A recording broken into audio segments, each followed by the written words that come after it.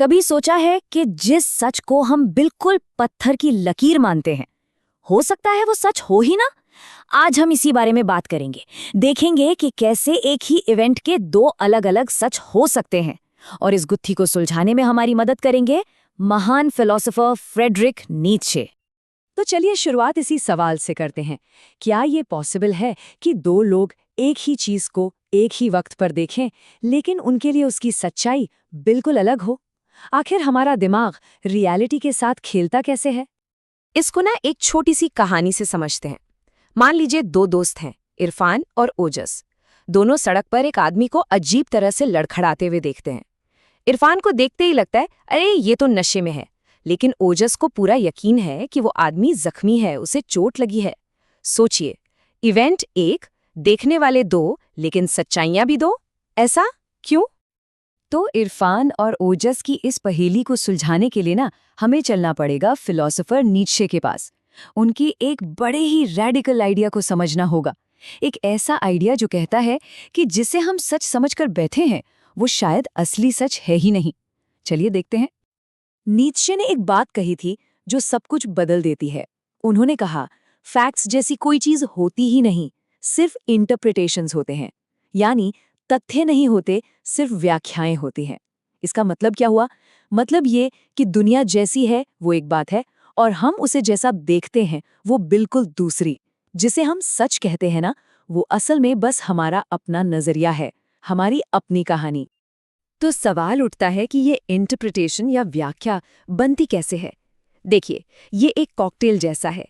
इसमें मिलता है हमारा अनुभव, हमारी डर, बचपन से हुई हमारी कंडीशनिंग, हमारे विश्वास, हमारी यादें, हमारे बायस यानी पक्षपात, और हाँ, हमारी कल्पना भी।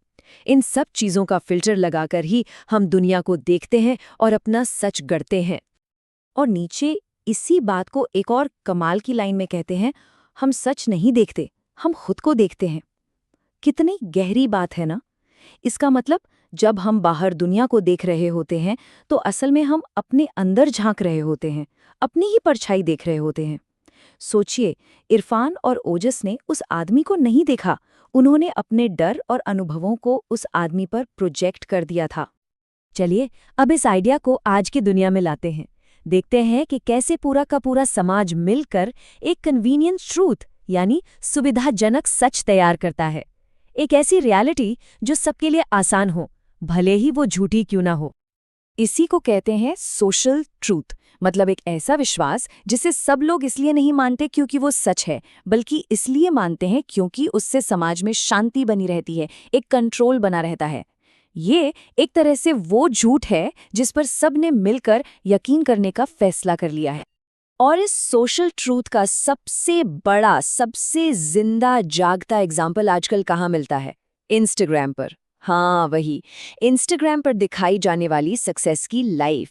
ये एक ऐसा सच है जिससे हम सब कनेक्ट कर पाते हैं, है ना? जरा देखिए इसको। इंस्टाग्राम पर परसेप्शन क्या बनाया जाता है? चमचमाती लग्जरी कारें, फॉरेन वेकेशंस, एकदम perfect success story, flawless life. लेकिन रियलिटी क्या हो सकती है? अक्सर वो गाड़ियां मांगी हुई होती हैं, वेकेशन सिर्फ कुछ फोटोज के लिए होते हैं, और उस परफेक्ट सक्सेस के पीछे छिपी होती है गहरी इनसिक्योरिटी।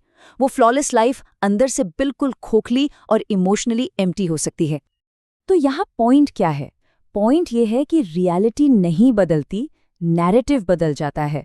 हकीकत वही रहती है, बस उसको सुनाने की कहानी बदल जाती है। और अक्सर ये कहानी, ये नैरेटिव असलियत से कहीं ज्यादा पावरफुल होता है, क्योंकि लोग उसी पर विश्वास करते हैं जो सुनने में अच्छा लगता है, जो देखने में आसान होता है।